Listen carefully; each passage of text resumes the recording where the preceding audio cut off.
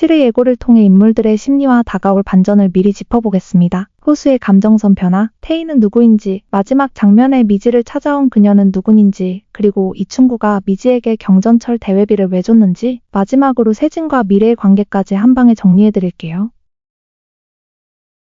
술에 취한 미지가 말했죠. 나도 너 좋아했어. 그 말 한마디에 엉켜있던 감정의 실타래가 풀리기 시작했습니다. 호수는 그 순간 미지가 더 이상 미래가 아니라는 걸 완전히 알아차립니다. 내가 좋아했던 건 미지인데 왜 지금은 미래 앞에서 흔들리는지 혼란스러웠던 그 모든 질문들이 다 해결되었죠. 호수가 흔들린다는 마음이 들 때부터 사실 모든 게 미래의 모습을 한 미지였으니까요. 미지는 호수의 첫사랑이 미지라는 이야기와 미래와 호수가 사귄 게 아니었다는 것까지 알게 되면서 꾹꾹 접고 접어서 숨기려고 했던 호수에 대한 그 마음을 활짝 펼칩니다. 그리고 조용히 미지를 업고 걸어가는 호수. 저에겐 어떠한 고백 장면보다 더 강력했던 어부바 엔딩이었습니다. 호수는 정말 한결같고 따뜻한 사람이에요. 마치 계속 따라오며 미지를 은은히 비춰주는 달처럼 말이죠. 자, 그럼 김태희는 누구인가? 계속 미래에게 도움을 주는 태희는 단순한 조력자가 아닙니다. 김태희는 모두가 예상을 하는 것처럼 자진 퇴사한 선임 김수현의 남동생으로 보입니다. 술에 취한 미래를 보고 돌아온 집. 그 집안은 너무도 조용하고 공허했죠. 그 속에서 태희는 말합니다. 유미래 씨, 도와야겠어. 그건 혼잣말이 아니라 누군가에게도 말하는 결심처럼 들립니다. 미래의 선임 김수현은 불의를 참지 못했던 사람입니다. 회사의 회유에 넘어가지 않고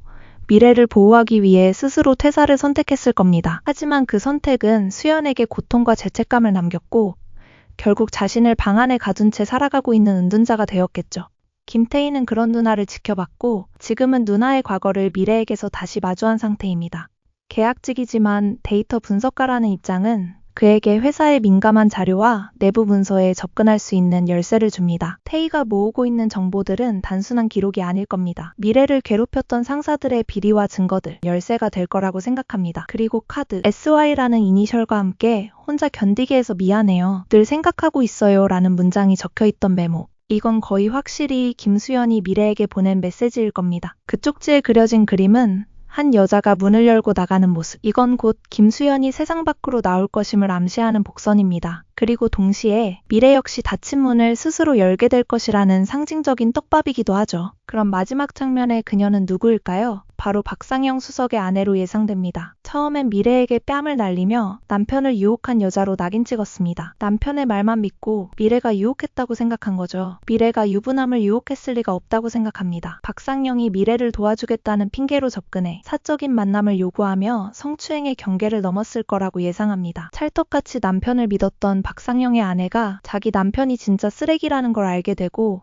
남편이 한국으로 돌아오면 복수할 날만 기다렸다가 미래에게 접근한 것으로 보입니다. 박상영의 아내는 박상영의 핸드폰 혹은 증거를 이미 확보했을 수도 있습니다. 미래가 무심코 던진 말처럼 핸드폰 하나쯤은 훔쳐올 수 있다는 그 복선은 미래가 아닌 그녀의 손을 통해 실현될 수도 있는 장치가 될 수 있을 것 같아요. 그리고 이혼 소송을 담당하게 되는 변호사는 바로 이호수일 가능성이 큽니다. 호수는 박상영 사건의 진실을 아는 몇 안 되는 인물이며 미래를 돕기 위한 길을 찾고 있는 중입니다. 이충구. 이 드라마에서 가장 위험한 계산기이자 가장 빠른 승부수를 던질 줄 아는 인물입니다. 미래에게 준 경전철 정보는 덫에 가깝습니다. 이런 중요한 정보는 아무에게나 알려주지 않죠. 그러나 그 정보가 유출되는 순간 미래는 신사옥 관련 대회비를 누설한 범인으로 몰릴 수 있기 때문입니다. 이충구는 이 대회비 유출이라는 폭탄의 핀을 미래 손에 쥐어주는 자입니다. 그는 폭탄이 금세 터질 거라는 걸 알고 있고 그것으로 사람을 조종하는 것이 목적이죠. 로사 할머니와 가까워졌는지 호수와는 어떤지 이 두 가지의 질문만으로 상대의 심리와 어떤 사람인지를 단번에 읽어냅니다. 이충구는 경전철 내용이 유출될 수밖에 없다는 예상을 하고 있고 이제 그 시점을 노리고 있는 거죠. 즉, 내 말대로 하지 않으면 너는 내부정보 유출자라는 프레임에 걸릴 수 있어. 정황으로 옥죄는 완벽한 그림입니다. 미래는 소문에 시달리며 늘 침묵으로 자신을 지켜왔던 인물이죠.